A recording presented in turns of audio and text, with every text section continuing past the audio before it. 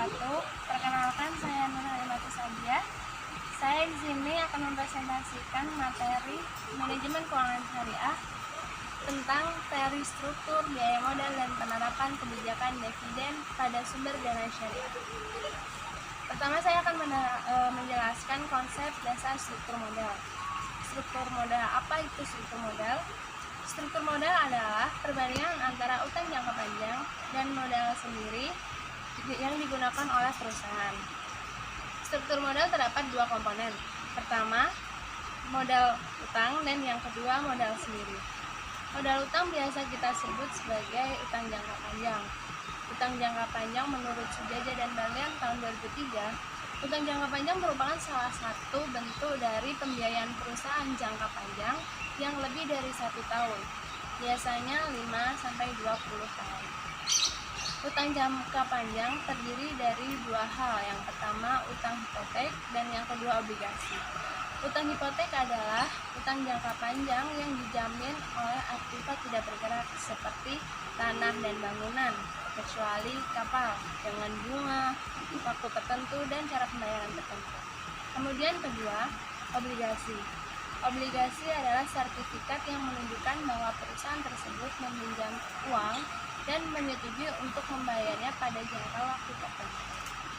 Perusahaan dan investor memiliki keuntungan satu sama lain di antaranya.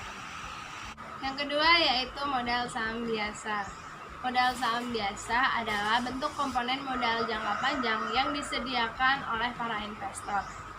Pemilik perusahaan termasuk juga pemegang saham biasa yang menginvestasikan uangnya kepada perusahaan untuk mendapat pengembalian pada jangka waktu yang akan datang. Nah, di dalam saham biasa di sini ada beberapa keuntungan. Salah satunya yaitu perusahaan tidak memberi dividen yang tetap kepada investor saham biasa. Nah, di sini di dalam saham biasa di sini pemilik perusahaan akan lebih diutamakan dalam menanggung resiko atau akan mengalami penderitaan kerugian yang utama. Kemudian terdapat keputusan pendanaan struktur modal. Tujuan manajemen struktur modal di sini adalah memadukan sumber dana permanen yang digunakan oleh perusahaan agar memaksimalkan harga saham. Caranya yaitu menentukan struktur modal yang optimal. Kita akan membahas tentang leverage keuangan. Leverage keuangan adalah ukuran sejauh mana kita mengenal sejauh mana utang dan saham preferen ini digunakan pada struktur modal perusahaan. Kemudian terdapat selanjutnya ada keputusan struktur modal. Keputusan struktur modal di sini masalah utamanya yaitu menafsirkan biaya implisit pada pembelanjaan bukan pada modal sendiri, sehingga di dalam menentukan keputusan struktur modal harus memenuhi informasi yang cukup rasional. Terakhir, terdapat faktor-faktor dalam menentukan keputusan struktur modal. Ya, ada beberapa menurut Halim dan Sarwoko pada tahun 95. Saya akan menyebutkan 5. Yang pertama yaitu lokasi distribusi keuntungan. Yang kedua yaitu stabilitas penjualan dan keuntungan. Dan yang ketiga, kebijakan dividen. Keempat, elastisitas operasional. Dan kelima yaitu resiko kebangkrutan. Sekian dari saya, terima kasih. Wassalamualaikum warahmatullahi wabarakatuh.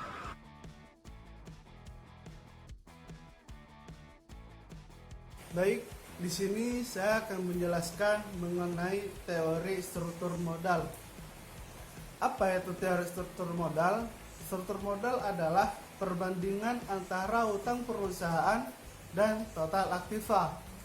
Struktur modal merupakan proporsi atau bauran antara modal sendiri dan utang, yang mana nanti dijadikan sebagai kebutuhan dana perusahaan.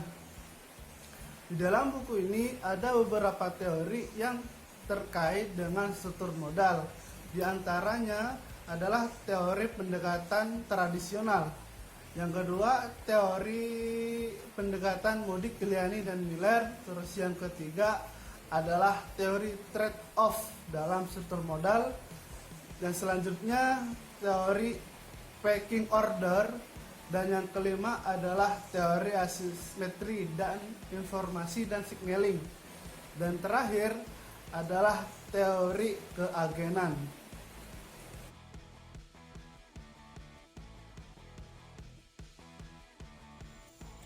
Selanjutnya yaitu biaya modal. Biaya modal atau cost of capital adalah semua biaya yang secara real dikeluarkan oleh perusahaan untuk mendapatkan sumber dana atau modal, baik itu berupa hutang, saham preferen, saham biasa, ataupun laba ditahan, yang mana dana tersebut digunakan oleh perusahaan untuk mendanai investasi atau operasi perusahaan. Kemudian selanjutnya menghitung biaya modal. Beberapa elemen modal merupakan komponen biaya yang dapat diidentifikasi melalui 1. Biaya modal ekuitas, 2. Biaya surat hutang, 3. Biaya saham preferensi, yang keempat biaya untuk menghasilkan laba ditahan, dan yang kelima rata-rata tertimbang biaya modal.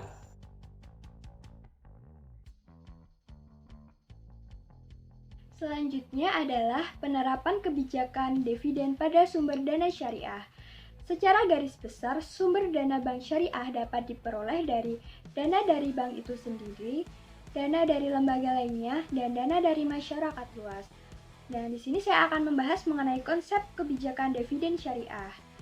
Yang pertama, kebijakan dividen merupakan suatu keputusan laba yang diperoleh perusahaan akan dibagikan kepada pemegang saham sebagai dividen atau akan ditahan dalam bentuk laba ditahan untuk pembiayaan investasi pada masa yang akan datang. Yang kedua, dividen dalam perspektif syariah. Dalam pelaksanaannya, ini harus patuh pada beberapa kriteria-kriteria. Yang pertama, apabila harta yang disyirikahkan berupa modal yang dinilai dengan uang secara tunai, maka perpindahan kepemilikan saham dilakukan dengan akad serf atau pertukaran uang. Yang kedua, apabila harta yang disyirikahkan berupa utang, hukum yang berlaku adalah hukum utang, yaitu utang tidak boleh dipindah tangankan dengan cara dijual, karena menjual piutang dilarang oleh syariah.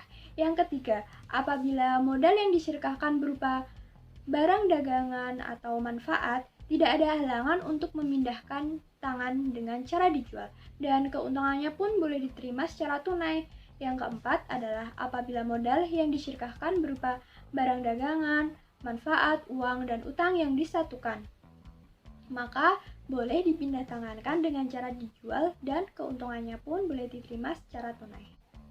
Kriteria yang kelima adalah orang atau badan hukum yang bersyirkah membentuk persekutuan perdata. Nah, selanjutnya adalah konsep yang ketiga, teori dividen tidak relevan. Nah, dalam konsep ini ada beberapa teori. Yang pertama, teori dividen tidak relevan. Nah, dalam teori ini itu dikatakan bahwa nilai suatu perusahaan tidak ditentukan oleh besar kecilnya dividen payout ratio, tapi ditentukan oleh laba bersih sebelum pajak dan kelas resiko perusahaan. Jadi, menurut teori ini, dividen tidak relevan untuk diperhitungkan karena tidak akan meningkatkan kesejahteraan pemegang saham. Lalu, teori yang kedua adalah teori the bird in the hand. Nah, teori ini menyatakan bahwa biaya modal sendiri perusahaan akan naik jika dividen payout rendah karena investor lebih suka menerima dividen daripada capital gain. Teori yang ketiga adalah teori perbedaan pajak. Teori ini menyatakan bahwa karena adanya pajak terhadap keuntungan dividen dan capital gains, para investor lebih menyukai capital gains karena dapat menunda pembayaran pajak. Teori yang keempat adalah teori signaling hypothesis. Teori ini menyatakan bahwa kenaikan dividen sering diikuti dengan kenaikan harga saham.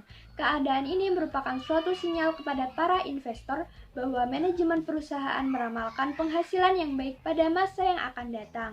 Sebaliknya, penurunan dividen pada umumnya menyebabkan penurunan harga saham. Sehingga keadaan ini merupakan suatu sinyal bahwa perusahaan menghadapi masa sulit dividen waktu mendatang. Dan teori yang terakhir adalah teori clientele effect. Teori ini menyatakan bahwa kelompok pemegang saham yang berbeda akan memiliki preferensi yang berbeda terhadap kebijakan dividen perusahaan. Selanjutnya, bentuk kebijakan dividen itu ada 4. Yang pertama, kebijakan pemberian dividen stabil. Kebijakan pemberian dividen yang stabil ini banyak dilakukan oleh perusahaan karena beberapa alasan, yaitu meningkatkan harga saham, memberikan kesan kepada para investor, dan menarik investor yang memanfaatkan dividen.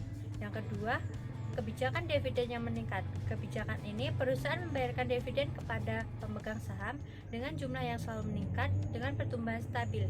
Yang ketiga, kebijakan dividen dengan rasio yang konstan. Kebijakan ini memberikan dividen yang besarnya mengikuti besaran laba yang diperoleh perusahaan. Yang keempat, kebijakan pemberian dividen reguler yang rendah ditambah dengan ekstra. Perusahaan menentukan jumlah pembayaran dividen per lembar yang dibagikan kecil kemudian ditambah dengan ekstra dividen.